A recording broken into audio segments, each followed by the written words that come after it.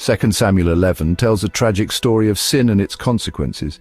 King David succumbs to temptation, marring his reign.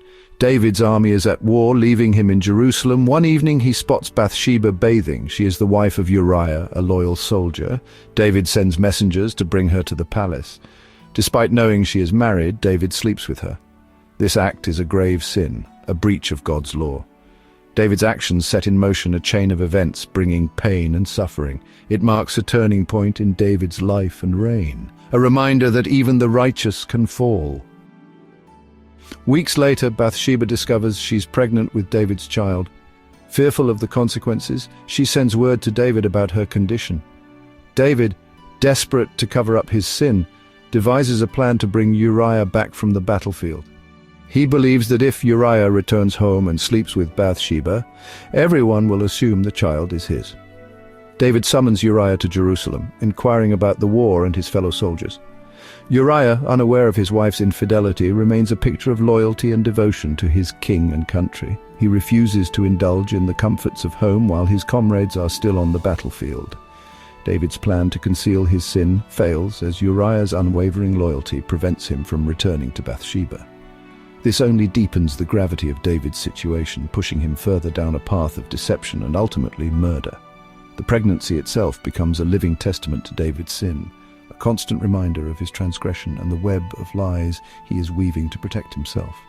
It is a ticking time bomb that threatens to expose his actions and bring shame upon him and his kingdom. David, realizing his initial plan has failed, resorts to a more sinister scheme. He orders Uriah to carry a message back to Joab, the commander of the army. This message, however, contains a deadly order. Uriah is to be placed on the front lines of the battle and abandoned by his own men, ensuring his death. David sends Uriah to his death with a heavy heart, knowing the gravity of his actions. He is torn between his desire to protect his reputation and the guilt that gnaws at his conscience. Uriah, oblivious to the king's betrayal, dutifully carries the sealed message to Joab. He remains a pawn in David's game, unaware that his loyalty will be repaid with treachery. The message itself becomes a symbol of David's deceit, a tool used to manipulate Uriah and orchestrate his demise. David's desperation to cover his sin leads him further down a dark path, demonstrating how sin begets sin, leading to increasingly grave consequences. His actions highlight the corrupting nature of power and the devastating effects of unchecked desire. Upon receiving the message, Joab, though hesitant, follows David's orders. He positions Uriah at the forefront of the battle, a strategic position where he is easily cut down by the enemy. Uriah, a valiant soldier to the end, fights bravely but is ultimately killed. News of Uriah's death reaches David, who feigns sorrow while secretly relieved that his secret is safe. He sends messengers to comfort Bathsheba, assuring her that he will take care of her. With Uriah out of the way, David takes Bathsheba as his wife.